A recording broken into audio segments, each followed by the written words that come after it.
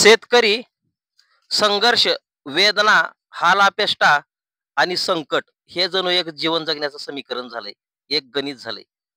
ही जी तुम्ही परिस्थिती पाहत आहात, औसा तालुक्यातील भादा येथील विजयकुमार मंत्री यांच्या शेतातील 2 एकर ऊस जळालेली अवस्था आहे.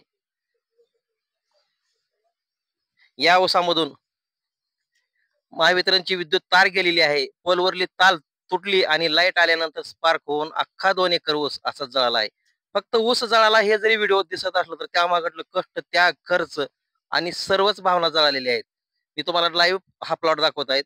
या ठिकाणी शेतकरी पण आहेत. आपण त्यांच्याशी या बाबतीत विचारणार आहोत नेमकं काय झालेलं आहे. काका हे ऊस किती आहे 2 एकर. आणि नेमकं कशामुळे ऊस जळाला, काय परिस्थिती झाली होती? विजेचं घर्षण तयार झालं आणि तार तुटली.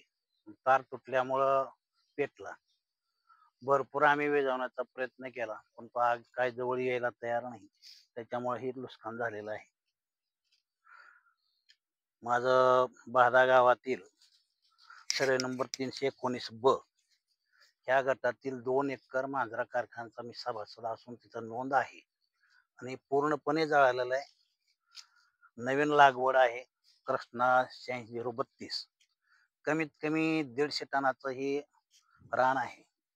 एवढं नुकसान झालेलं आहे. त्याचं दुःख किती जरी सांगितलं तर ते कमी आहे.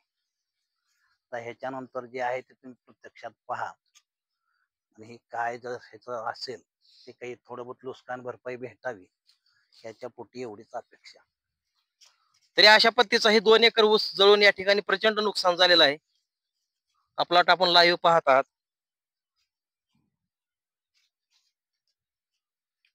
हे अशा पद्धतीचं खूप मोठ्या प्रमाणात नुकसान झालेलं आहे.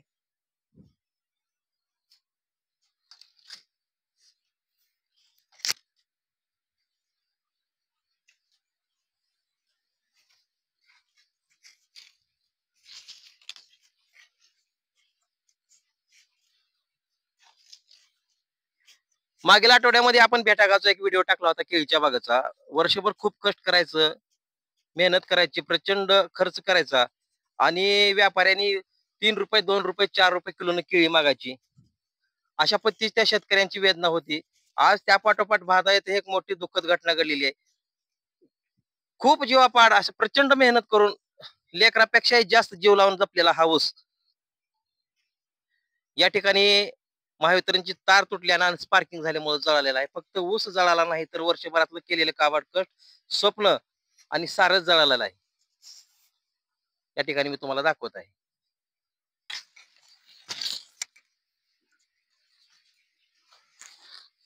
मुरले ह्याच्यात काही पैप ही काही होते का?